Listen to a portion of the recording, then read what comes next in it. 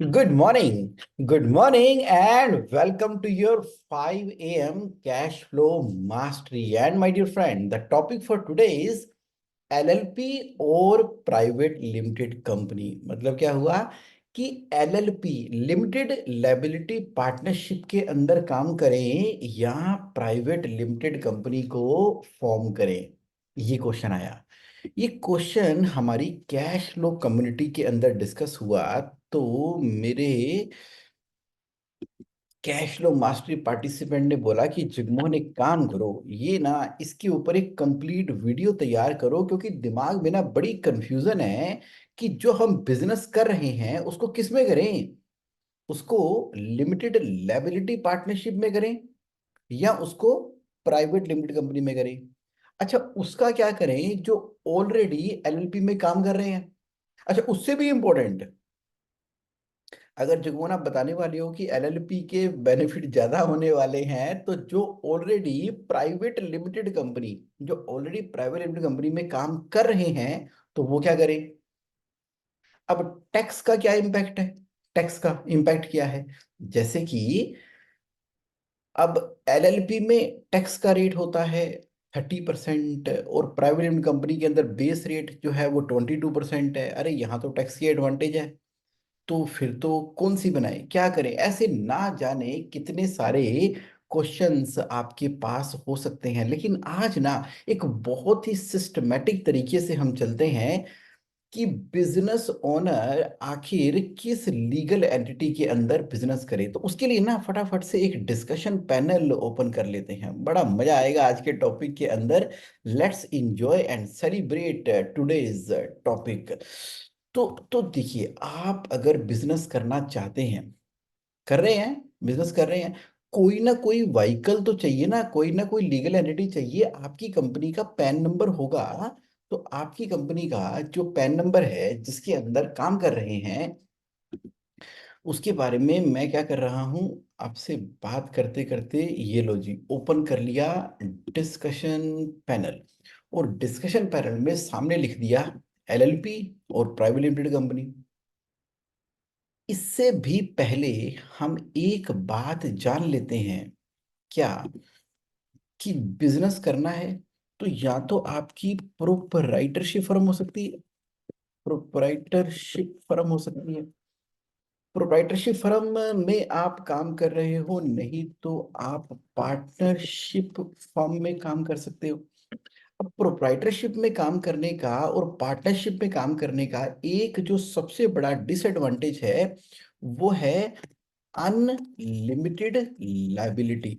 क्या मतलब हुआ कि देखिए, बिजनेस कर रहे हैं, बिजनेस करते करते अगर कोई बड़ा प्रॉब्लम बिजनेस के अंदर आ गया, तो वो अगर कोई कोई कोई लायबिलिटी क्रिएट हो गई, मान लीजिए कोई रेस्टोरेंट है, उसके ऊपर किसी ने केस कर दिया, बोल दिया कि 5 करोड़ रुपए का अब आपको हर्जाना भुगतना पड़ेगा, 5 करोड़ का, या वो लॉस हो गया, बिजनेस के अंदर लॉस हो गया। तो अब ना केवल उस प्रोप्राइटरशिप बिजनेस की जिम्मेदारी है, यानी कि बिजनेस की बैलेंस शीट में जो आ रहा है, बल्कि जो उसको चलाने वाला प्रोप्राइटर है ना, या पार्टनरशिप फर्म है और उसका पार्टनर है, उसको अपना घर बेच के भी वो नुकसान पूरा करना पड़ेगा। उसको अपनी प्रॉपर्टियां बेचकर भी उस लायबिलिटी को चुकाना पड़ेगा। अनलिमिटेड लायबिलिटी किसके अंदर होती है, प्रोप्राइटरशिप में और पार्टनरशिप फर्म के अंदर। प्रोप्राइटरशिप की तो कहीं रजिस्ट्रेशन होती नहीं है, और पार्टनरशिप फर्म जो है अनरजिस्टर्ड भी हो सकती है और रजिस्टर्ड भी हो सकती है। रजिस्टर्ड पार्टनरशिप रजिस्टर्ड होती है पार्टनरशिप एक्ट 1932 के अंदर, जिसके अंदर आपको फॉर्म ए मिलता है। जब आप बैंक में लोन के लिए अप्लाई करते हो ना, तो बैंक बोलता है कि आपकी अनरजिस्टर्ड पार्टनरशिप नहीं चलेगी, इसको आप रजिस्टर्ड करवा के आओ अंडर द पार्टनरशिप एक्ट, क्योंकि अनरजिस्टर्ड पार्टनरशिप फर्म किसी के ऊपर केस नहीं कर सकती। हाँ, कोई पार्टनरशिप फर्म के ऊपर केस कर सकता है। आप कह रहे हो कि जगमोहन, मुद्दे पे रहो, आज का मुद्दा है एलएलपी और प्राइवेट लिमिटेड कंपनी, ये कहां से आ गई, प्रोप्राइटरशिप कहां से आ गई और पार्टनरशिप फर्म कहां से आ गई। अरे सुन लो, आज ना पूरी डिटेल में इसका रिलेवेंस सुन लो, जब ये समझ आ जाएगा ना, तो इसको अप्रिशिएट करना बहुत आसान हो जाएगा। मतलब हुआ ये कि पार्टनरशिप फर्म, अगर पार्टनरशिप फर्म है तो उसमें लायबिलिटी क्या रही, अनलिमिटेड। अब बड़ा चक्कर है, अब इस पार्टनरशिप फर्म को लिमिटेड लायबिलिटी पे करना हो, तो पहले क्या था, पहले ना कोई भी अपनी एक प्राइवेट लिमिटेड कंपनी बना सकता था। क्या बना सकता था? Private limited company. तो प्राइवेट लिमिटेड कंपनी बनाते सार ही लायबिलिटी जो है वो लिमिटेड हो जाती थी। लिमिटेड का मतलब क्या हुआ कि अगर बिजनेस में कोई परेशानी हो तो तो तो प्रोप्राइटरशिप में जितनी कैपिटल इन्वेस्टेड है ना, तो जिम्मेदारी सिर्फ प्राइवेट लिमिटेड कंपनी की to the extent of the capital introduced in the company, बस वही करेगी जो प्राइवेट लिमिटेड कंपनी को चलाने वाले, प्राइवेट लिमिटेड कंपनी को चलाने वाले डायरेक्टर हैं, शेयर होल्डर हैं, उनके घर से कुछ नहीं जाएगा। तो वाओ, उसके लिए एक डिपार्टमेंट बना, डिपार्टमेंट बना मिनिस्ट्री। तो उसका नाम है MCA, ministry of corporate affair, ministry of corporate affairs. आप कह रहे हो यहां तक भी ठीक है, ये समझ आ गया। जगमोहन काफी सारी चीजें हमें मालूम है, चलो कुछ चीजें आप बता रहे हो लॉजिक अपना क्रिएट करने के लिए। देखिए मिनिस्ट्री ऑफ कॉरपोरेट अफेयर कहाँ है, ये रहा, अभी मैंने साइट खोली आपके सामने, MCA। तो यहाँ पर अगर कोई भी कंपनी बनानी है, इनकॉर्पोरेट करनी है, कुछ भी करना है, तो यहाँ पर आप उसको रजिस्टर करते हो mca.gov.in, ये है उसकी वेबसाइट। अच्छा, ये तो बहुत समय से है। तो पहले कंपनीज एक्ट 1956 हुआ करता था, तो कंपनीज एक्ट 1956 आजकल क्या हो गया है, कंपनीज एक्ट 2013। तो प्राइवेट लिमिटेड कंपनियां पहले भी बन रही थी। यानी कि पार्टनरशिप फर्म और प्रोप्राइटरशिप फर्म के अंदर जो बड़ी समस्या थी कि इसकी लायबिलिटी अनलिमिटेड है लेकिन लिमिटेड लायबिलिटी के साथ ही बिजनेस करना चाहिए। ये थोड़ी है कि बिजनेस किया है तो पूरा घर, पूरी जिंदगी, पूरा परिवार, पूरा ही स्टेक पे लगा दिया। ना ना ना ना ना, लायबिलिटी तो लिमिटेड होनी चाहिए। एग्री करते हो इस बात से? आप कहते हो बिल्कुल ठीक है जिगोन, इस बात से पूरी तरह से एग्री करते हैं कि लायबिलिटी तो लिमिटेड होनी चाहिए। अब ना एक अमेंडमेंट आई, उसमें ये आया कि जो पार्टनरशिप फर्म्स है ना, जो पार्टनरशिप फर्म्स हैं वो भी लिमिटेड लायबिलिटी के साथ में काम कर सकती हैं। उसको क्या बोलते हैं? Limited liability partnership, LLP। आप करें ओके। तो ये जो मिनिस्ट्री ऑफ कॉर्पोरेट अफेयर की जो साइट है, जहां पर पहले सिर्फ और सिर्फ कंपनियां इनकॉर्पोरेट होती थी, अब यहाँ पर LLP यानी कि लिमिटेड लायबिलिटी पार्टनरशिप फर्म भी रजिस्टर्ड हो सकती है। यानी कि पार्टनरशिप की पार्टनरशिप, पार्टनरशिप की पार्टनरशिप, और वो जो है अब लिमिटेड लायबिलिटी के साथ में रजिस्टर हो सकती है। सेम का सेम राइट मिल गया पार्टनरशिप फर्म को भी। अब यहां से फिर क्वेश्चन शुरू होता है कि यार अब तो राइट मिल ही गया, पार्टनरशिप फर्म की भी लिमिटेड लायबिलिटी हो सकती है और प्राइवेट लिमिटेड कंपनी की भी लिमिटेड लायबिलिटी हो सकती है। तो अब मुझे बताओ जगमोहन की काम करें किसमें, LLP में काम करें कि प्राइवेट लिमिटेड कंपनी में काम करें? अब क्लियर हो गया? हाँ, आप कह रहे हो कि ठीक है, क्वेश्चन की फाउंडेशन बेस तो क्लियर हो गया। ट्रांसपेरेंसी प्राइवेट लिमिटेड कंपनी में भी आ गई क्योंकि वो MCA की साइट के ऊपर है, पब्लिक डॉक्यूमेंट्स है, कोई भी साइट पे जाएगा पब्लिक डॉक्यूमेंट को व्यू कर सकता है, ये है ना, व्यू पब्लिक डॉक्यूमेंट। जैसे ही आप व्यू पब्लिक डॉक्यूमेंट पे जाएंगे और आप किसी भी कंपनी का नाम, चाहे वो LLP है चाहे प्राइवेट लिमिटेड कंपनी है, उसकी balance sheet, P&L, director status देख सकते हो। अच्छा, जो प्रोप्राइटरशिप होती है और जो पार्टनरशिप फर्म होती है, तो उसका तो डाटा MCA पे कोई पब्लिश नहीं होता। तो कल को आप किसी एग्जीबिशन में जाते हैं या फॉरेन कोलैबोरेशन करते हैं, अपनी क्रेडिबिलिटी के पॉइंट ऑफ व्यू से, अगर वो LLP है या प्राइवेट कंपनी है, दोनों की क्रेडिबिलिटी बराबर, दोनों की क्रेडिबिलिटी बराबर, क्योंकि उनका जो डाटा है वो पब्लिक डोमेन के ऊपर अवेलेबल है। जो भी आप balance sheet, P&L account upload करते हैं MCA की वेबसाइट के ऊपर, तो ट्रांसपेरेंसी आ गई, क्रेडिबिलिटी बन गई, तो वहां पर भी ठीक है। तो LLP में कर लो चाहे प्राइवेट कंपनी में कर लो। तो जगमोहन भाई अब ये बताओ तो सही, करें किसके अंदर काम, करें किसके अंदर काम, अब सस्पेंस खत्म करो। सुनो, सबसे पहला पॉइंट, सबसे पहला पॉइंट ना, बहुत सारे लोग ये सोचते हैं कि देखिए जो टैक्स है ना, 30% के टैक्स का रेट है LLP के अंदर, जबकि प्राइवेट लिमिटेड कंपनी के अंदर सबसे कम वाला बेस टैक्स रेट कौन सा है, 22% का। भारत सरकार को इनकम टैक्स कितना जाएगा, 22%, यहाँ 30%। अरे वाह, ऐसा लग रहा है कि प्राइवेट लिमिटेड कंपनी के अंदर टैक्स का रेट कम है, तो प्राइवेट लिमिटेड कंपनी बनानी चाहिए, टैक्स कम लगेगा ना, 8% टैक्स बच गया। रुको रुको रुको रुको रुको रुको, टैक्स का ना, ये 8% का एडवांटेज कोई इतना बड़ा एडवांटेज भी नहीं है। क्यों इतना बड़ा एडवांटेज नहीं है? पहला कारण ये है कि देखिए, एलएलपी कंपनी ने प्रॉफिट कमाया, जब प्रॉफिट कमाया तो उसके ऊपर जो है टैक्स दे दिया। मैं ले लेता हूँ प्रॉफिट, जरा आज थोड़ा आराम से समझ लेते हैं। तो इसने 100 रुपए का प्रॉफिट कमाया और 30 रुपए का टैक्स दे दिया, तो प्रॉफिट आफ्टर टैक्स कितना बचा? Equal to this minus this into this. 70 रुपए बचा ना भाई, 100 रुपए में से 30 रुपए चले गए, 70 रुपए बचा। तो फिर यहां पर प्रॉफिट आफ्टर टैक्स कितना बचा? मान लीजिए आपने 100 रुपए कमाया, तो यहां पर कितना बचेगा? 78 रुपीज। आपको लग रहा है 8 रुपए फालतू पड़े हैं, लेकिन पता क्या समस्या है? सबसे बड़ी समस्या क्या है प्राइवेट लिमिटेड कंपनी के अंदर, कि जो भी आपने प्रॉफिट कमा लिया ना, अब वो प्रॉफिट ना, जो इसके पार्टनर हैं, जो इसके पार्टनर हैं वो बाहर प्राइवेट लिमिटेड कंपनी में जो शेयर होल्डर हैं, सॉरी, जो प्राइवेट लिमिटेड कंपनी में जो शेयर होल्डर हैं, जो ओनर हैं, मालिक हैं, आप हो ना कंपनी के मालिक। अब आप कहते हो कि मुझे ना ये 78 रुपए चाहिए, चाहिए ये 78 रुपीज कमा लिए, मुझे चाहिए। क्या करना है? ये प्रॉफिट चाहिए, वही कमाल है, प्रॉफिट कमाया। सैलरी तो प्राइवेट लिमिटेड कंपनी में भी ले सकते हैं, प्राइवेट लिमिटेड कंपनी में डायरेक्टर सैलरी लेते हैं, तो एलएलपी के अंदर भी सैलरी ले सकते हैं।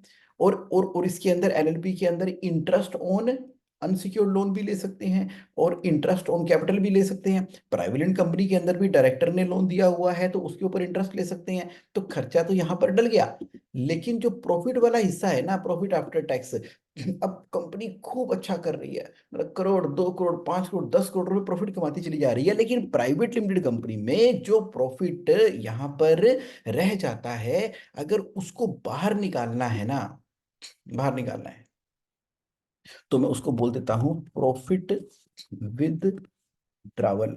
आपने कहा चलो भी करो सेविंग अकाउंट में, करंट अकाउंट से सेविंग अकाउंट में ट्रांसफर करो। कितना? पूरा का पूरा 70 रुपए निकालो, और यहां पर भी आपने कहा पूरा का पूरा 78 रुपए निकालो। लेकिन जो प्रॉफिट विड्रावल आपने कर लिया 70 रुपए का, तो एक ना डिविडेंड, डिविडेंड, आप टैक्स समझ लो उसको, डिविडेंड टैक्स समझ क्या लो, है ही है डिविडेंड टैक्स। तो अगर प्राइवेट लिमिटेड कंपनी ने अपने प्रॉफिट को शेयर होल्डर को दे दिया ना, तो उसके ऊपर ना टैक्स लगना है। कितना लगना है? कितना लगना है? 30% लगना है। आप कह रहे जुम्मन आप बहुत स्लो चल रहे हो, थोड़ा तेज चलो, अगर इतनी स्लो चलोगे तो फिर पूरा का पूरा पता कैसे लगेगा? अरे समझ लो, बेस समझ लो प्लीज। आज का सेशन ना कोई भागम भागी करने के लिए नहीं है, हमेशा के लिए फंडामेंटल पूरे जब क्लियर हो जाएंगे ना, तो जिंदगी में कोई दिक्कत नहीं आएगी। आप आराम से समझ लो, उसके बाद में मैं बहुत तेज चलने वाला हूँ, पहले आराम से समझ लो। डिविडेंड टैक्स क्या लगने वाला है? 30%। तो इजिकल टू दिस इंटू 30%। तो देखा जाए 23.4 तो टैक्स ही लग गया, तो हाथ में कितना आया? हाथ में कितना आया? 54 रुपये आया। तो एलएलपी के अंदर कितना लगेगा? एलएलपी में लगना ही कोई नहीं लगना ही कोई नहीं। अरे वाह वाह वाह, आपके हाथ में कितना आ गया? 70 रुपए। यहाँ पे कितना आया? 54 रुपीज। इसको राउंड ऑफ कर देते हैं, कर दिया। तो लो जी, अब मुझे बताओ, अब मुझे बताओ जरा, टैक्स का रेट यहाँ पर 30% है, टैक्स का रेट यहाँ पे 22% है। हमें देखने में ऊपर ऊपर से लग रहा है कि प्राइवेट लिमिटेड कंपनी के अंदर जो आपने 8% का टैक्स बचा लिया, लेकिन अल्टीमेटली जो बिजनेस कर रहे हैं, तो बिजनेस तो सालों साल करते ही रह रहे हैं ना। बिजनेस बढ़ाने के लिए करना है, बिजनेस प्रॉफिट के लिए करना है। जब प्रॉफिट कमाएंगे फिर आगे अपने एसेट क्रिएट करने हैं, नेटवर्थ क्रिएट करने हैं, आपने अपनी नेटवर्थ क्रिएट करनी है। आप शेयर्स में, म्यूचुअल फंड में, फिक्स डिपॉजिट में, अपनी अपनी अपनी प्रॉपर्टी में, रियल एस्टेट में वेयर हाउस में, क्रिप्टो करेंसी में, गोल्ड में, सिल्वर में, कॉइन में, कहीं ना कहीं तो इन्वेस्ट करोगे और वो अपने लिए करना चाहोगे। अगर सारा का सारा पैसा प्राइवेट लिमिटेड कंपनी में ही इन्वेस्ट करते रहे, प्राइवेट लिमिटेड कंपनियां ही प्रॉपर्टी खरीदती रही, प्राइवेट लिमिटेड कंपनियां ही सब कुछ करती रही, तो वो किसको बिलोंग करता है? प्राइवेट कंपनी को। मान लो कंपनी में कोई इंप्लॉई की प्रॉब्लम आ गई, अगर इंप्लॉई की प्रॉब्लम आ गई, उन्होंने केस कर दिया ईएसआईपीएफ का, तो कंपनी की सारी प्रॉपर्टियां अटैच हो जानी है, सारी की सारी कंपनी स्टेक पे आ जानी है। मुंबई में एक कंपनी है, उसने बहुत तरक्की की, बहुत तरक्की की, बहुत तरक्की की। वो प्राइवेट लिमिटेड कंपनी तरक्की करते करते करते बहुत सारे एसेट भी क्रिएट कर रही थी, बहुत सारे एसेट क्रिएट किए। किसी वजह से कोई डिस्प्यूट क्रिएट हो गया, कोई लेबर की स्ट्राइक हो गई, तो उसके बाद काम उसका बंद हुआ, कोर्ट में केस चला गया, कंपनी के सारे एसेट फ्रीज हो गए, खत्म। जो उस कंपनी के शेयर होल्डर थे वो बैठे देख रहे हैं, क्यों? क्योंकि एसेट तो कंपनी को बिलोंग करते थे। इवन यहां तक कर रखा था कि प्राइवेट लिमिटेड कंपनी पैसा कमाती थी। अब मुंबई में जगह खरीदने के लिए सारी रजिस्ट्री होनी होती है, अब कंपनी ने ही, डायरेक्टर जहां पे रहते थे ना, वो भी खरीद रखा था, उसको गेस्ट हाउस दिखाया हुआ था कंपनी के अंदर, कंपनी के अंदर उसको गेस्ट हाउस दिखाया हुआ था। क्योंकि पक्के में तो इंडिविजुअल में पैसे ही नहीं होते। अब कंपनी ने सारा डायरेक्टर का घर, और जब कंपनी में डिस्प्यूट पड़ा, जब डिस्प्यूट पड़ा कंपनी के अंदर, तो क्या हुआ? सारी के सारे एसेट, मैंने क्या बताए, फ्रीज हो गए, बाहर, खत्म, सड़क पे आ गए रातों रात। तो यानी कि जो कुछ भी क्रिएट कर रहे हो, अच्छा कंपनी से बाहर निकालते हो, कंपनी से पैसा अगर आप बाहर निकालते हो तो टैक्स लगेगा। तो सवाल ये पैदा होता है कि ये जो प्रॉपर्टी है, तो क्या प्रॉपर्टी प्राइवेट लिमिटेड कंपनी में खरीदनी चाहिए, नहीं खरीदनी चाहिए? अगर प्रॉपर्टी प्राइवेट लिमिटेड कंपनी में खरीदोगे, और कल को मान लो आप आईपीओ लेके आते हो, कल को आप मान लीजिए बिजनेस को बेचते हो, कोई नया ओनर लेकर आते हो, तो अगर प्रॉपर्टी कंपनी के अंदर है, तो वो भी तो ओनर बन जाएगा ना कंपनी का, वही बन जाएगा ओनर, जो भी कंपनी की इक्विटी बाय करेगा, प्राइवेट इक्विटी करेगा, जितनी भी प्रॉपर्टी है उसकी ओनरशिप बन जाएगी। इसलिए कहा जाता है कि जो आप लैंड खरीदते हो, खरीदो इंडिविजुअल नाम से। अगर इंडिविजुअल नाम से आपने खरीदना है, तो फिर आपके पास पैसे होने चाहिए। पैसे कहाँ पर पड़े हैं? सारे प्राइवेट कंपनी के अंदर। तो प्रॉफिट को विड्रा करना ही पड़ेगा आपको, प्रॉफिट को विड्रा करना ही पड़ेगा। जैसे बहुत सारे वेल्थ कंसल्टेंट आपको सलाह नहीं देते, बहुत सारे वेल्थ कंसल्टेंट कहते हैं, देखिए जी, हम आपकी रिटायरमेंट प्लानिंग कर रहे हैं, हम आपकी गोल बेस्ड पोर्टफोलियो प्लानिंग कर रहे हैं। ठीक है, बच्चों की शादी कब होनी है? बच्चों की शादी 8 साल के बाद होनी है। अच्छा, फिर आपने एक और बड़ा घर कब लेना है? 10 साल के बाद लेना है। तो ठीक है, 10 साल के बाद ये लेना है, 8 साल के बाद ये लेना है, 12 साल के बाद ये लेना है, 4 साल के बाद ये लेना है। तो आप एक काम करो, अपनी मंथली SIP शुरू कर दो। अब SIP की किस्त कहाँ से जाएगी? शादी किसके बच्चे की होनी है? आपके। घर किसने लेना है? आपने। तो SIP कौन भरेगा? आप। काम तो कर रहे हो कंपनी के अंदर। अब अगर कंपनी SIP भरती है, तो आप कैसे कर पाओगे अपनी? बाकी भी उतना हिस्सा मांगेंगे, बाकी शेयर होल्डर पार्टनर भी उतना हिस्सा मांगेंगे। आप बोलते हो सैलरी बढ़ा लो, अगर आपने प्राइवेट लिमिटेड कंपनी में टक टक टक टक सैलरी बढ़ा ली, अगर आपने प्राइवेट लिमिटेड कंपनी के अंदर सैलरी बहुत ज्यादा बढ़ा ली, तो क्या होगा? सैलरी आपकी इंडिविजुअल हाथ में टैक्सेबल होगी, और इंडिविजुअल हाथ में जो सैलरी डायरेक्टर की टैक्सेबल होती है, वो तो 30% के ऊपर टैक्सेबल होती है। और इंडिविजुअल में और ज्यादा सैलरी लेते हो, तो 50 लाख से ऊपर सरचार्ज भी लगता है, 1 करोड़ से ऊपर और ज्यादा लगता है, 2 करोड़ के ऊपर और ज्यादा लगता है। इसका मतलब है कि अगर आप करोड़, 2 करोड़, 5 करोड़ रुपए तक का प्रोप्राइटरशिप में या सैलरी लेते हो, तो उसके ऊपर टैक्स का रेट तो चला जाता है 42% का। तो कहाँ कंपनी में 22% टैक्स के लालच के अंदर इंडिविजुअल के अंदर 30, 35, 40% तक का टैक्स दे रहे हो? आप कह रहे हो जगमोहन यार, ये तुम मतलब आज क्या बता रहे हो, तुम्हें कैसे पता? अरे पता ही होएगा, प्रैक्टिसिंग चार्टर्ड अकाउंटेंट हूँ पिछले 23 सालों से, तो यही तो कर रहा हूँ, टैक्स तो आता ही है, टैक्स तो आता ही है।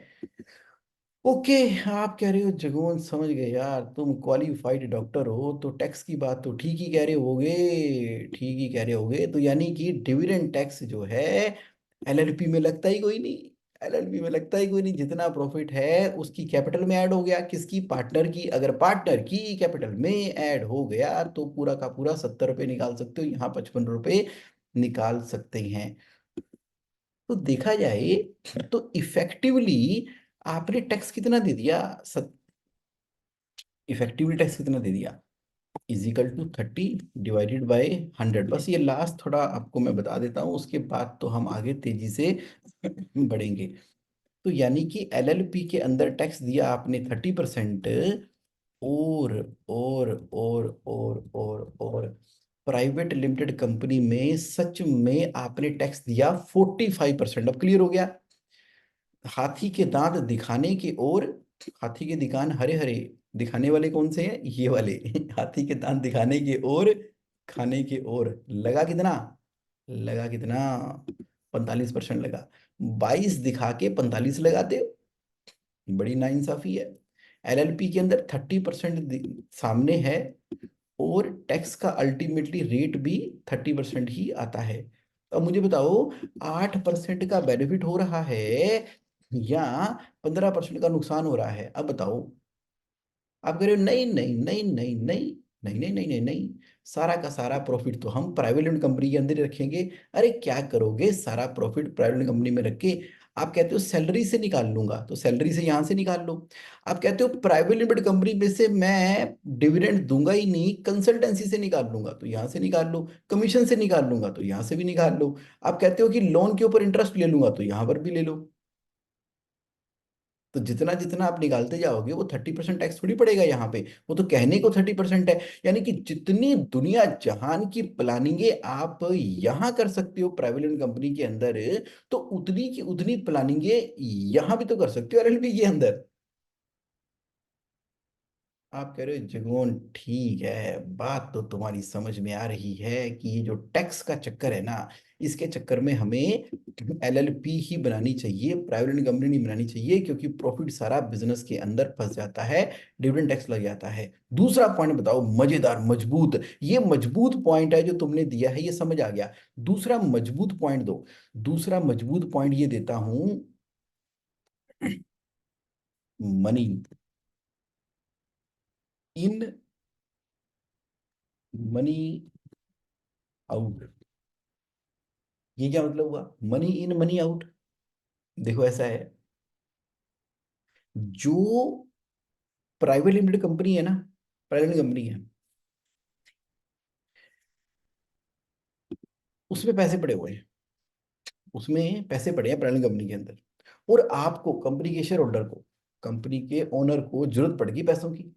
तो अब आप प्राइवेट लिमिटेड कंपनी से मनी आउट करना चाहते हो, ले लो पैसे ले लो, बेटी की शादी है, निकालने हैं 2-3 करोड़ रुपए, कंपनी में पड़े हुए हैं, या प्रॉपर्टी लेनी है, या जो भी आपका रिक्वायरमेंट होगी, पैसे तो आपको, तो मेरी कंपनी हमने कमाए हैं जी, अब पूरी एम्पायर खड़ी की है, तो मनी आउट करनी है। प्राइवेट लिमिटेड कंपनी ने जैसे ही अपने करंट अकाउंट से चेक काट के आपके सेविंग अकाउंट में ट्रांसफर किया ना, ट्रांसफर कर दिया, तो ये कहलाएगा लोन टू डायरेक्टर, ये कहलाएगा लोन टू शेयर होल्डर। तो प्राइवेट लिमिटेड कंपनी के अंदर कंपनी एक्ट 2013 में बड़ा क्लियर लिखा हुआ है कि आप ऐसे लोन नहीं दे सकते कंपनी का, अपने डायरेक्टर को भी शेयर होल्डर को भी, क्योंकि पैसा तो बिलोंग करता है कंपनी को। ऐसे कैसे दे दिया आपने डायरेक्टर को? क्योंकि प्राइवेट लिमिटेड कंपनी से सेपरेट लीगल एंटिटी जो गवर्न हो रही है लॉ के द्वारा, तो आप ही का पैसा आप एज ए लोन नहीं ले सकते, आप कंपनी से ले ही नहीं सकते, लोन नहीं ले सकते। कंपनी से देने ही नहीं देगा आपको, मेरा पैसा मेरे से ही रोक लिया। भैया ये प्राइवेट लिमिटेड कंपनी है। दूसरा, income tax act, income tax act 1961 के अंदर एक सेक्शन है 2, ब्रैकेट में 22, फिर ब्रैकेट में ई, बड़ा प्यारा सेक्शन है 222E।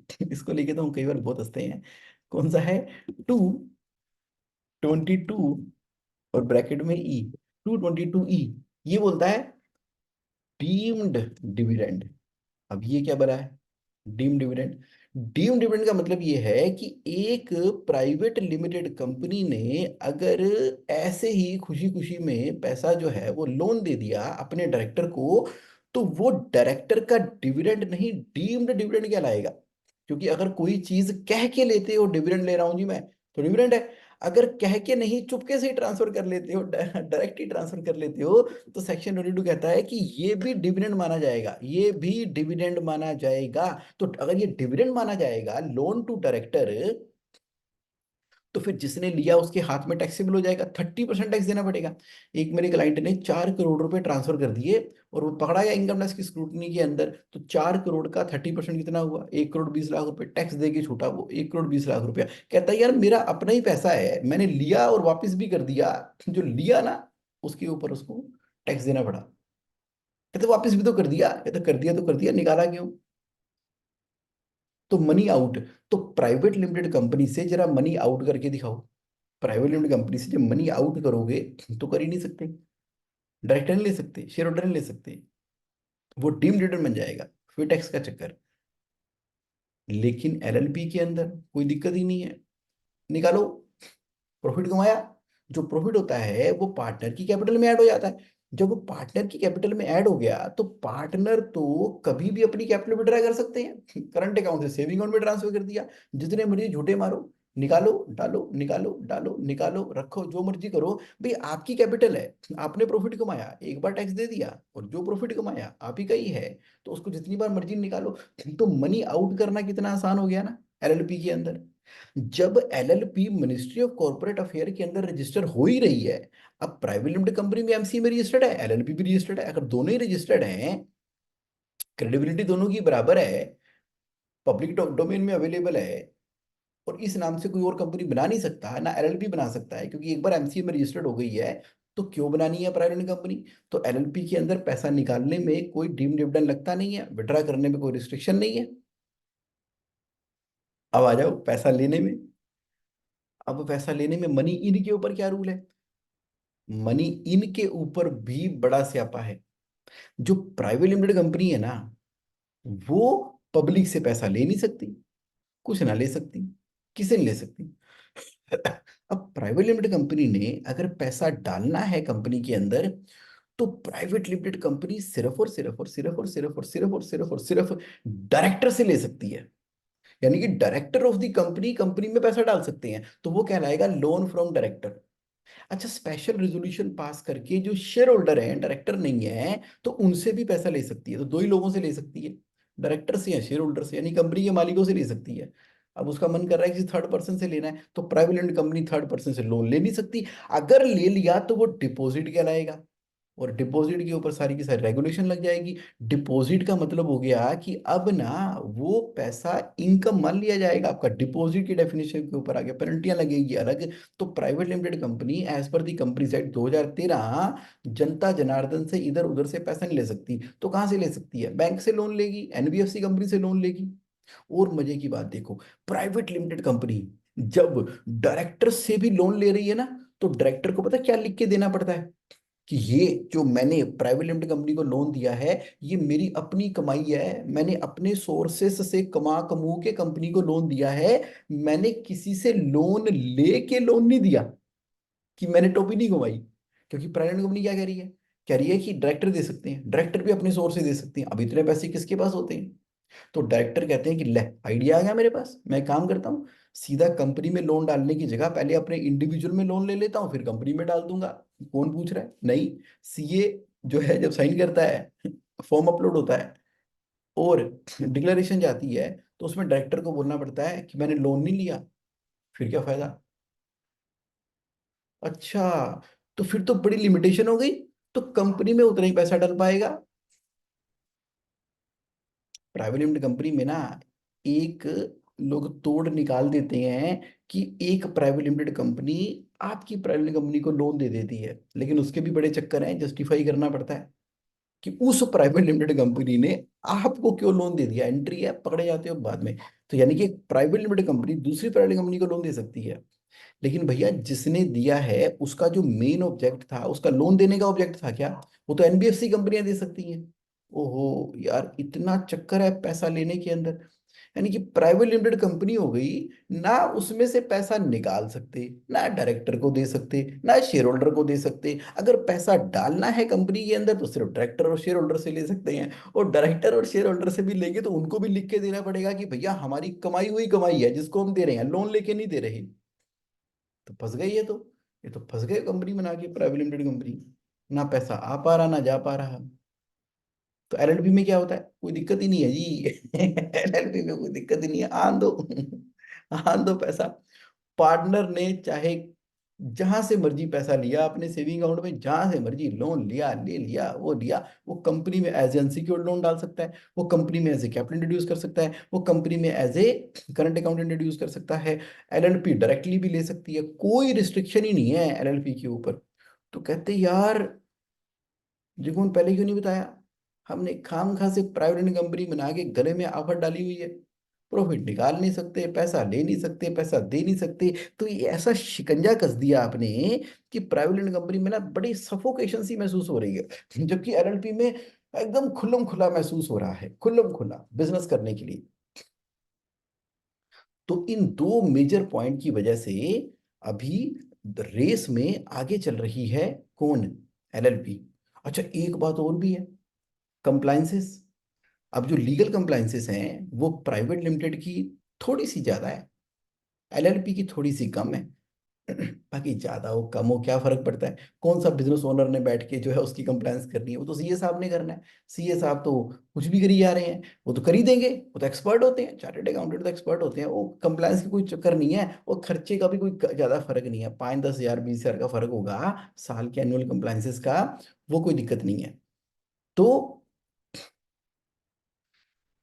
अब अब फिर सवाल ये पैदा होता है कि यार मतलब जगमोहन, फिर प्राइवेट लिमिटेड कंपनी तुम्हारे हिसाब से बनानी नहीं चाहिए? नहीं नहीं, बनानी चाहिए private company. Private limited company कब बनानी चाहिए? प्राइवेट लिमिटेड कंपनी तब बनानी चाहिए जब आपको पहले दिन से ही 100% क्लैरिटी है कि आप फाउंडर और आपका एक को फाउंडर, फाउंडर फाउंडर को फाउंडर मिलके एक कंपनी स्टार्टअप बना रहे हो। और आपको ना पहले दिन से क्लैरिटी है कि भैया ये हमने कंपनी बनाई ही आगे इन्वेस्टमेंट के लिए है, आगे इसके अंदर आईपीओ आएगा, आगे हम इसके अंदर इन्वेस्टर और बुलाएंगे, कराएंगे, पहले दिन से क्लैरिटी है। तो उसमें क्या हो गया? ठीक है, बनाते हैं प्राइवेट कंपनी और उसको फिर अपनी लिस्टिंग में जाएंगे। अच्छा, वैसे देखा जाए अगर वो एलएलपी में भी काम करते ना तो भी कोई दिक्कत नहीं थी, एलएलपी में काम करते। और जिस दिन आपको इन्वेस्टर चाहिए, जिस दिन इन्वेस्टर चाहिए तो उस दिन आप क्या करोगे? उस दिन एक टर्म शीट साइन कराओगे। तो private limited company can be converted into private limited company on the day, जब रिक्वायरमेंट है। मान लो आपने आईपीओ शाईपीओ लेके आना 3-5 साल के बाद, तो चलने दो। आप बोलोगे उसका पुराना एक्सपीरियंस काउंट हो जाएगा। बड़े तरीके हैं पुराना एक्सपीरियंस काउंट करवाने के, कोई दिक्कत नहीं है। क्योंकि आपको अगर प्राइवेट इक्विटी चाहिए तो उसका एक अलग गेम है। लेकिन अगर आपको पूरा का पूरा पहले दिन से ही क्लैरिटी है कि मुझे जाना ही जाना ही जाना ही जाना ही जाना ही जाना ही आईपीओ के लिए है, तो उस केस में चलो प्राइवेट कंपनी के अंदर। तो यानी कि अब आपको अपनी पर्सनल एसेट की मैनेजमेंट अलग तरीके से करनी होगी, प्राइवेट कंपनी में चलने दोगे। तो इसका मतलब ये हुआ कि पहले दिन से क्लैरिटी हो तो प्राइवेट लिमिटेड कंपनी ही हमें बनानी चाहिए। लेकिन लेकिन लेकिन लेकिन लेकिन लेकिन अब ये सवाल ये पैदा हो गया कि एक बात बताओ जगमोहन भाई, बात बताओ कि मैं तो ऑलरेडी, हाँ, मैं तो already, I am already doing business in private limited company, अब क्या करूं? अब क्या करूं? मैं तो चली रही है प्राइवेट कंपनी। देखो, अगर आपकी ऑलरेडी प्राइवेट लिमिटेड कंपनी चल रही है तो बहुत बढ़िया, बहुत ही बढ़िया, चलने दो, बंद मत करना।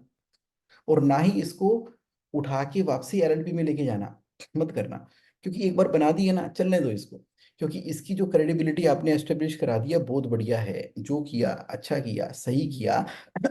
अब आपको क्या करना है प्राइवेट लिमिटेड कंपनी वालों? तो पहले तो अपना प्लान क्लियर करो कि प्राइवेट लिमिटेड कंपनी जो आपने बनाई है, इसको बेचना है क्या? इसको आईपीओ में लेके जाना है क्या? इन्वेस्टर लेके जाना है? कब लेके जाना है? 3 साल के बाद या नहीं लेके जाना? अगर आपको क्लियर है कि मुझे नहीं लेके जाना, अपने पास ही रखनी है, तो भी रहने दो, प्राइवेट लिमिटेड कंपनी को प्राइवेट लिमिटेड कंपनी रहने दो। अब हम यहाँ पे क्या करेंगे, एक ग्रुप कंपनी का कंसेप्ट क्रिएट करेंगे। अब ये क्या होता है ग्रुप कंपनी?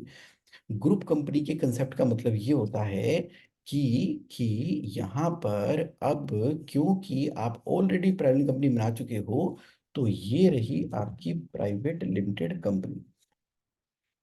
तो इसको हम बोलेंगे कंपनी वन, सारा कुछ इसी में करना है। और ये कंपनी कौन सी कहलाएगी?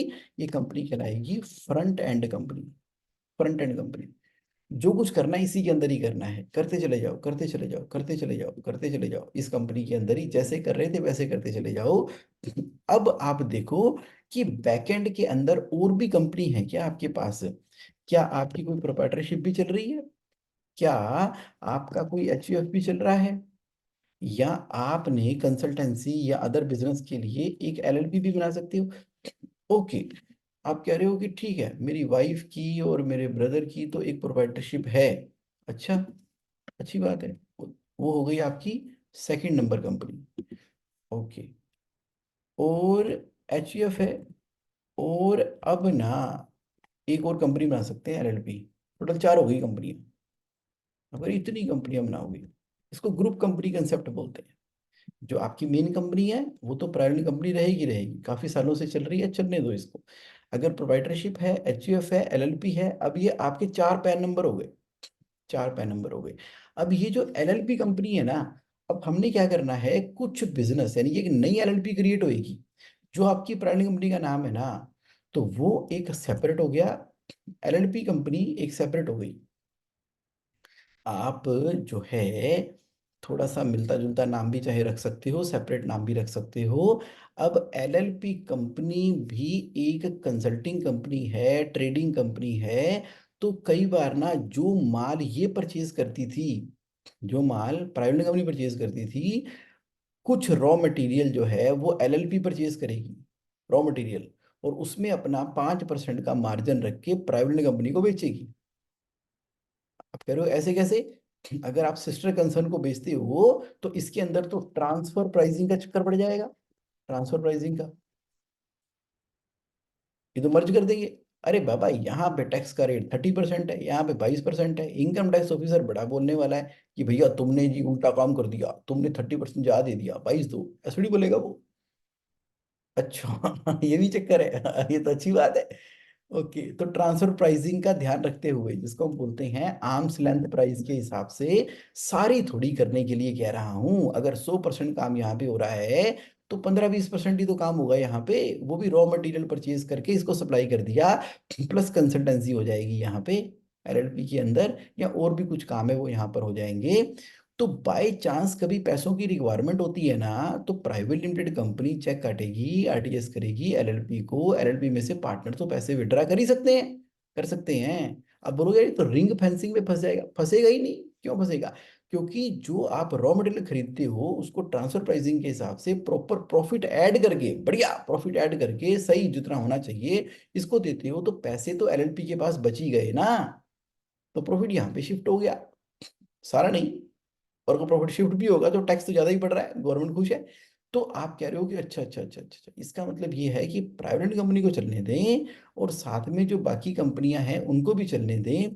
कल को ये फ्लैगशिप कंपनी बनेगी, IPO इसके अंदर आएगा, सब कुछ चलने दें। तो जो मेरी डिसएडवांटेज थी प्राइवेट लिमिटेड कंपनी की, वो मैंने अपनी ग्रुप कंपनी के हिसाब से, क्या बनेगी, टैक्स प्लानिंग शीट बनेगी। किसके हिसाब से? ग्रुप कंपनी के हिसाब से।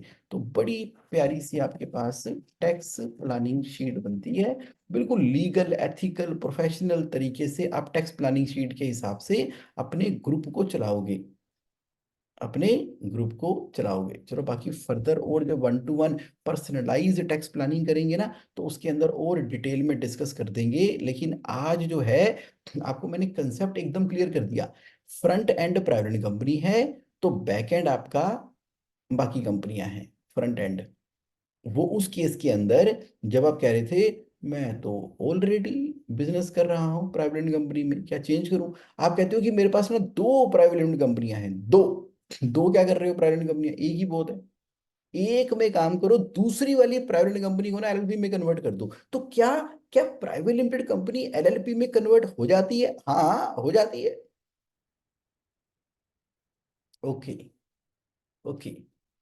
तो जगमोहन सिंपल बताओ, सीधी भाषा में करना क्या है? करना ये है कि जब आप प्रोप्राइटरशिप या पार्टनरशिप फर्म में बिजनेस कर रहे हो ना, कोई जरूरत नहीं है प्रोप्राइटरशिप और पार्टनरशिप में काम करने की, सीधा LLP में काम करो। आप कह रहे हो कि मुझे नया बिजनेस शुरू करना है, LLP में शुरू करो। मैं आगे और बड़ा करना चाहता हूँ, LLP में काम करो। तो यानी कि बिजनेस किस में करना चाहिए? LLP, लिमिटेड लायबिलिटी पार्टनरशिप के अंदर, ताकि आप फंड की प्लानिंग कर सको, टैक्स की प्लानिंग कर सको। अगर ऑलरेडी प्राइवेट कंपनी बना दी है तो चलने दो, उसके पीछे ग्रुप कंपनी कंसेप्ट क्रिएट कर लेंगे, ताकि टैक्स की प्लानिंग भी हो सके और फंड की मूवमेंट भी हो सके, और डायरेक्टर वाली डेजिग्नेशन भी आ सके। पहले दिन से क्लैरिटी है, IPO में जाना है। अच्छा, फिर पता क्या है, कुछ लोग कहते हैं कि जगमोहन एक ना इनकम टैक्स में सेक्शन आया है, इनकम टैक्स का सेक्शन कहता है कि टैक्स लगेगा 15%। कितना? मात्र 15%, 22 भी नहीं, 15। होता है ना, नई मैन्युफैक्चरिंग कंपनी हो और वो प्राइवेट कंपनी हो तो 15% लगता है। अगर उस 15% के टैक्स का बेनिफिट लेने के लिए आपने प्राइवेट लिमिटेड कंपनी बनाई है या बनाने की सोच रहे हो, कल लास्ट डेट है 31 मार्च। तो वो सोच रहे हो अगर आप प्राइवेट कंपनी बनाने की, तो उस केस में आप 15% के हिसाब से चल सकते हो, कोई दिक्कत नहीं है। बाकी वो जो 15% की टैक्स की प्लानिंग है ना नई मैन्युफैक्चरिंग कंपनी के लिए, बड़ी सब्जेक्टिव है, बड़े उसके अंदर उतनी टैक्स प्लानिंग तो बंदा ग्रुप कंपनी में वैसे ही कर लेता है, वैसे ही कर लेता है, वैसे ही कर लेता है। चलो कोई बात नहीं, वो अलग मैटर है। लेकिन उसके लिए तो बनानी पड़ेगी प्राइवेट कंपनी। आप कहते हो कि नहीं जी जगमोहन तुम्हें नहीं पता, अपनी क्रेडिबिलिटी बढ़ाने के लिए, डायरेक्टर लिखने के लिए अगर एलएलपी होएगी तो पार्टनर लिखूंगा, अगर एलएलपी होगी तो पार्टनर लिखूंगा, और अगर होगी प्राइवेट कंपनी तो डायरेक्टर लिखूंगा। कार्ड के ऊपर थोड़ी टोर पड़ जाती है। आजकल लिखता कौन है डायरेक्टर पार्टनर? कोई ना लिखता, कोई ना लिखता। क्या लिखते हैं? पता है क्या लिखते हैं? फाउंडर, को फाउंडर, प्रेसिडेंट, वाइस प्रेसिडेंट, मतलब प्रेसिडेंट। तो उस तरह से ना वो सीईओ, और मतलब ऐसे ऐसे डेजिग्नेशंस हैं जो बिजनेस ओनर्स भी है ना, कोई नहीं लिख रहा डायरेक्टर वेक्टर। पुराने जमाने की बात होगी डायरेक्टर साहब, आजकल तो अपने आप को फाउंडर, प्रमोटर इस तरह से लिखते हैं। अब एलएलपी का भी प्रमोटर है तो एलएलपी का भी फाउंडर है, तो प्राइवेट कंपनी का भी प्रमोटर तो उसका भी फाउंडर है। तो कहने का मतलब ये हुआ कि आप जो है अपने विजिटिंग कार्ड के चक्कर में प्राइवेट कंपनी बना के बैठे हो, जहां पर सारा का सारा आपने वो कर रखा है विजिटिंग कार्ड के चक्कर में, विजिटिंग कार्ड के चक्कर में। अरे दोनों में बराबर की है।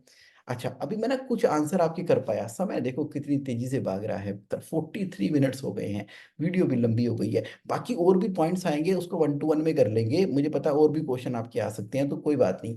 आप कैश फ्लो कम्युनिटी के अंदर इसके अलावा भी अगर कोई क्वेश्चन बचता है तो वो पूछ लेना, तो उसको भी आंसर कर देंगे। या जो जिस भी प्लेटफॉर्म के ऊपर, आप कैश फ्लो हेल्पलाइन में भी तो पूछ सकते हो। ठीक है, अगर आप अभी तक कैश फ्लो कम्युनिटी के अंदर नहीं हो तो आप क्या करो, कैश फ्लो कम्युनिटी में एक सिंपल सा मैसेज भेजना है अपना। क्या भेजना है? Add me to cash flow community, ये वाला मैसेज भेज दो, ताकि हम आपको उसके अंदर ऐड कर दें। और ये रहा, add me in cash flow community 9811269798। तो उसमें फिर आप क्वेश्चन भी पूछते रहना। और बाकी अब आपको पर्सनलाइज स्पेशलाइज एक्सपर्ट्स के ओपिनियन चाहिए तो JSAonline.in के अंदर तो आप जाकर रजिस्टर कर ही सकते हो, कैश फ्लो हेल्पलाइन के अंदर, वहां पर आपको हम पर्सनलाइज भी सर्विसेज प्रोवाइड कर रहे हैं। चलिए बहुत बढ़िया, thank you so much for your participation live. आज तो बहुत सारे पार्टिसिपेंट लाइव हैं मेरे साथ में। तो मुझे बताओ जी, बताओ कैसा लगा आज का सेशन? आपकी एक्सपेक्टेशन को मीट कर पाया? Yes no, yes no, yes no, कैसा लगा? Did you like the session of today? If anything is coming in your mind you can ask in the chat box. तो देवदत्त भाटी जी कह रहे हैं मनी इनका क्या रूल है प्राइवेट कंपनी में? अच्छा आपने पहले पूछा था, मैंने बता दिया। देवदत्त जी मजा आ रहा है ना? बिजनेस में मजा आ रहा है कि नहीं आ रहा? ओके। आकाश तिवारी जी गुड मॉर्निंग, देवदत्त जी करें एक्सीलेंट सेशन, थैंक यू। आकाश तिवारी जी करें yes, yes yes yes yes yes yes yes. चलिए, और भी कोई आपका कोई क्वेश्चन हो, वीडियो नहीं तो लंबी हो जाएगी, मुझे क्लोज करना होगा। तो तो तो अब रजनीश जी कह रहे हैं good morning, great knowledge shared by you, so many doubts clear today, thank you for your consistent participation Rajneesh Goyal ji, thank you. Ruchita Bansal ji कह रहे हैं कि I am planning to change the private company by as per the sessions, it's not advisable. देखो ऐसा है, 1 to 1 करना रुचिता जी। देख लेते हैं प्राइवेट लिमिटेड कंपनी जो है किस स्टेज के ऊपर चली गई है। अगर आपने मन पक्का कर लिया है और प्राइवेट लिमिटेड कंपनी को एलएलपी कर रहे हो तो कर लो, एलएलपी तो बेस्ट है ही है। तो बस ये देखना था मुझे कि प्राइवेट कंपनी कितने सालों से आपकी चल रही है, ये ना हो कि बहुत सालों से चल रही हो। अगर आपने रिसेंटली बनाई है प्राइवेट कंपनी 1-2 सालों के अंदर तो कर लो चेंज। अच्छा, तो difference in compliance was not explained, कोई बहुत ज्यादा फर्क नहीं है, और उसके अंदर भी वही कंप्लायंस है, इसके अंदर वही कंप्लायंस है, थोड़ी बहुत कम है इसके अंदर एलएलपी के अंदर, लेकिन वो कोई बहुत फर्क नहीं पड़ता। कंप्लायंस की चिंता मत किया करो देवदत्त भाटी जी, कंप्लायंस करेंगे प्रोफेशनल, कंप्लायंस से कोई फर्क नहीं पड़ता। पैसों की बात किया करो, कंप्लायंस तो करनी है, कोई दिक्कत नहीं है उसकी यार। शुभम जी कह रहे हैं good morning, super session, thank you. Rupak ji, अरे वाह रूपक तमीजा जी कैसे हो, ग्रेट सेशन। सुरेंद्र जी शानदार। LLP to private limited company, अच्छा रुचिता जी कह रहे हैं एलएलपी टू प्राइवेट कंपनी जरूरत ही नहीं है, क्या करना है एलएलपी टू प्राइवेट कंपनी, जाके उधर रखो, एलएलपी के अंदर ही बात करेंगे हम 1 to 1 में। वीर शर्मा जी कह रहे हैं what is the benefit of private company. IPO, IPO लाने के लिए, आईपीओ लाने के लिए वो तो वैसे भी कभी भी एलएलपी को प्राइवेट कंपनी में कन्वर्ट करके आईपीओ ला ही सकते हैं, पर चलो कोई नहीं, अगर आपको आज से ही पहली क्लैरिटी है आईपीओ लाने की, तब है, या आपका को फाउंडर है साथ में काम करने वाला। चलिए, thoroughly enjoy the session today, thank you thank you thank you thank you for your participation. मैं क्लोज करता हूं, फिर मिलेंगे नेक्स्ट सैटरडे एक नए डीप टॉपिक के साथ में। Have a great and amazing, और बिजनेस को ना एंजॉय किया करो, लाइफ को भी एंजॉय किया करो, business is a game, life is a game. Add करो वैल्यू अपने बिजनेस के द्वारा लोगों की लाइफ में। Thank you thank you thank you.